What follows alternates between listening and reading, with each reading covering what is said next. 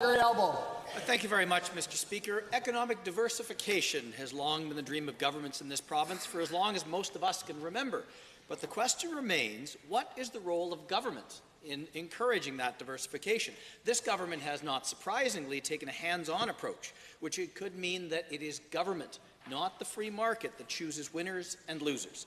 To the Minister of Energy, what assurance can you provide that your plans will not distort the market and put taxpayer dollars unduly at risk? The Honourable Minister of Energy. Thank you, Mr. Speaker. Well, again, the projects or the parts of Bill 1 that we introduced today and had a press conference about next details show that we're taking a competitive approach. We have three areas: petrochemical diversification round 2, partial upgrading, and feedstock strategy to supply those feedstock to the projects. With them, they are incentives to build, but in the case of PDP, they will not be getting any of those brick or bitumen royalty in kind dollars until the project is up and running. Thank you, Honourable Ministers. For supplemental. Still sounds like government choosing over the private market, Mr. Speaker. Mr. Speaker, given Alberta already has one of the most diverse economies in Canada, and given that we don't have as much of an economic diversification problem as we do a government revenue diversification problem, again, to the Minister of Energy, can you quantify the problem you are trying to solve?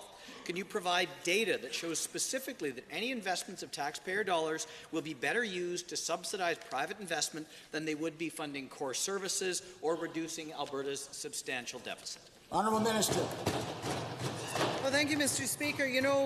This diversification plan is something that we heard loud and clear from Albertans. They're tired of the boom and bust. When prices are high, everything's good. When prices are low, everybody's getting laid off and the economy is in jeopardy. So we've launched a diversification plan to do just that. I was just in Houston last week, Mr. Speaker, and I know and I saw firsthand how competitive it is. And so we have a plan, something that hasn't been around since Premier Peter Lougheed.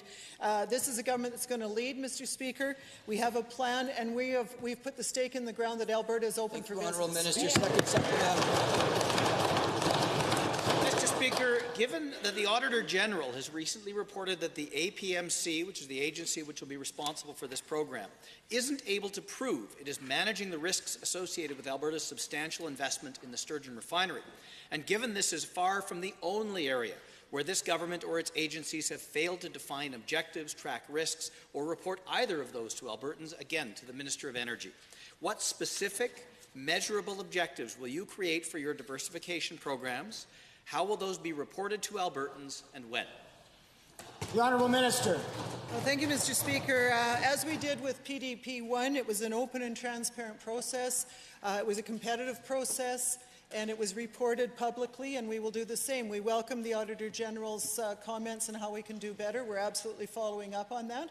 And all these endeavours as we go forward, these processes, will be open and transparent. You can check our website. We will be reporting back to Albertans on a regular basis. There will be no secrets, Mr. Speaker.